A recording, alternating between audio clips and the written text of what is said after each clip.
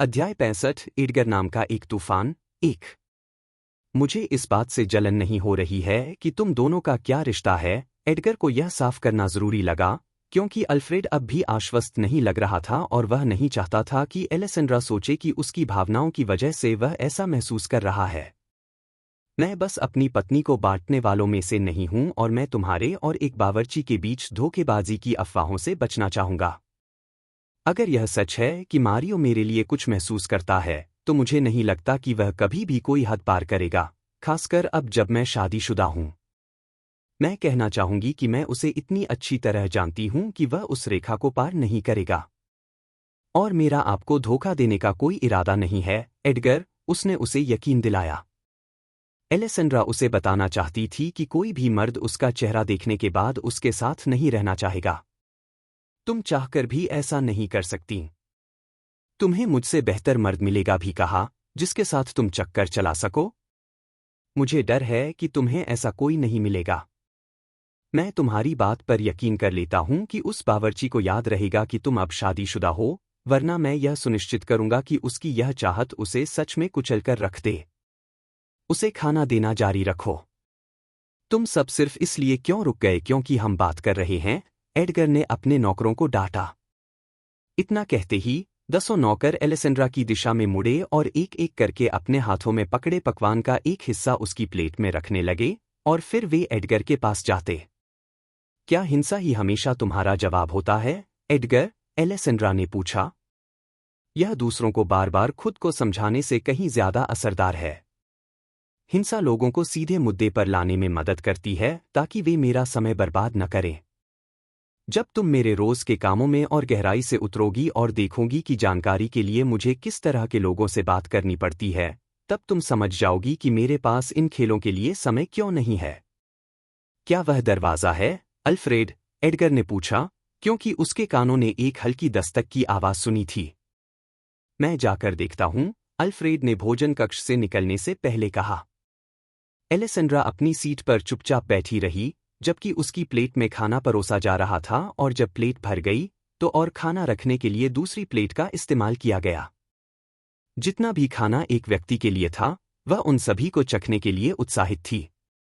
फिर क्या आप चाय, कॉफी या जूस लेना पसंद करेंगी, डचेस? एक नौकरानी पहियों वाली ट्रे पर तरह तरह के पेय लेकर उसकी दूसरी तरफ आई। मैं अभी के लिए संतरे का जूस लूंगी।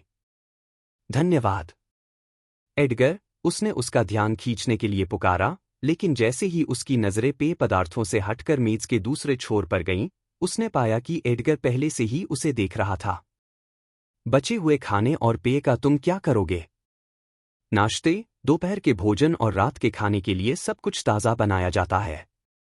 मेरे खाने के बाद नौकर रसोई में इकट्ठा होते हैं और वह खाते हैं जो बावर्ची ने बाहर नहीं भेजा या जो जल्दी वापस आ गया।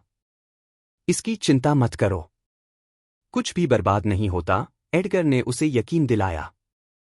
मैं मेज पर खाना रखकर और फिर उसे सीधे रसोई में वापस भेजने के बजाय इस तरह परोसने का कारण यह है ताकि नौकर उसे गर्म खा सकें। यह बहुत बुरा होगा कि उन्हें ठंडे खाने का इंतजार करना पड़े। यह ऐसा होगा जैसे वे हमारा बचा कुचा खा रहे हों। यह तुम्हारी अच्छी बात है। दूसरों को छेड़ने के अलावा, एडगर, मुझे एक बार फिर यह समझ नहीं आ रहा कि तुम्हें राक्षस या शैतान क्यों कहा जाता है। तुम बुरे लोगों से छुटकारा पाते हो और दूसरों के लिए अच्छी चीजें करते हो। शायद तुम्हारा कोई ऐसा पहलू है जो मैंने अभी तक नहीं देखा है। यह मानना वाजिब है, क्योंकि हमें मिले हुए कुछ ही दिन हुए हैं, लेकिन तुम्हारा यह पहलू इतना बुरा तो नहीं हो सकता। मुझे केवल वही लोग राक्षस कहते हैं जिन्हें मैंने बुरे काम करते हुए पकड़ा है। उन्हें यह पसंद नहीं कि मैं उनकी योजनाएं बिगाड़ रहा हूं। यह हमेशा इस बात से जुड़ा होता है कि मैं अपने दुश्मनों को कैसे मारता हूं।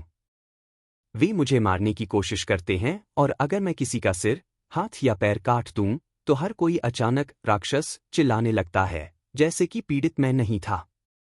यह एक गलतफहमी है कि मैं बिना किसी कारण के लोगों को चोट पहुंचाता हूं। बहुत से लोग यह नहीं जानते कि राजा ने मुझे अपने भ्रष्ट लोगों से छुटकारा पाने का काम सौंपा है। तुम्हारे पिता उनमें से एक थे, उसने एलेसेंड्रा को बताया। चाहे वह उस रात एलेसेंड्रा से मिलता या नहीं, डेसमंड का अंत उसके मरने से पहले ही तय था। एडगर ने उसे पार्टी वाली रात ही मारने की योजना बनाई थी, लेकिन एलेसेंड्रा के अनुबंध विवाह के मीठे प्रस्ताव के बाद उसने उस आदमी को कुछ और समय के लिए जिंदा छोड़ दिया। मुझे लगा कि यह सही होगा कि तुम्हारे पिता तुम्हें चर्च तक लेकर आएं और फिर हनीमून से लौटने के बाद मैं उन्हें मार दूं। कितने दयालु हो तुम। यह सोचना मजेदार है कि मेरे पिता अपने ही जल्लाद को अपनी पार्टी में बुलाने के लिए कितने बेताब थे। वह जहां कहीं भी होगा, बहुत परेशान हो रहा होगा। एलेसेंड्रा अपनी हंसी नहीं रोक पाई। अगर समय को पीछे कर दिया जाता और उसके पिता को फिर से जिंदा किया जाता, तो वह एडगर का पीछा करने के बजाय उससे बचने की पूरी कोशिश करता। वह हमसे बहुत नीचे है। उसके जैसा आदमी और कहाँ जा सकता था। जब इस दुनिया में मेरा समय समाप्त होगा, तो मैं तुम्हारे पिता को ढूंढूंगा और उसे इतना डराऊंगा कि उसकी रूह कांप जाए। उसे ऐसा लगेगा कि वह दूसरी बार मरने वाला है। एडगर मुस्कुराया, जैसे वह कल्पना कर रहा हो कि बैरन कितना डरा हुआ होगा। एलेसेंड्रा को यह पसंद नहीं आया कि एडगर कितने आत्मविश्वास से कह रहा था कि उसका अंत नीचे ही होगा। तुम बादलों के ऊपर क्यों नहीं पहुंचोगे? क्या तुम्हें सच में लगता है कि फरिश्ते मुझे अपने साथ वहां ऊपर चाहेंगे? एलेसेंड्रा ने थोड़ा सा सिर झुकाया। वह उलझन में थी क्योंकि उसे समझ नहीं आया कि एडगर ऐसा क्यों सोच रहा था। अगर तुम ऐसा सोचते हो, यंग मास्टर, अखबार आ गए हैं। ऐसा लगता है कि आपकी शादी की खबर पहले पन्ने पर छपी है। चर्च से किसी ने खबर दी है कि उन्होंने आपको आधी रात में एक युवती के साथ शादी करने के लिए चर्च में प्रवेश करते देखा था।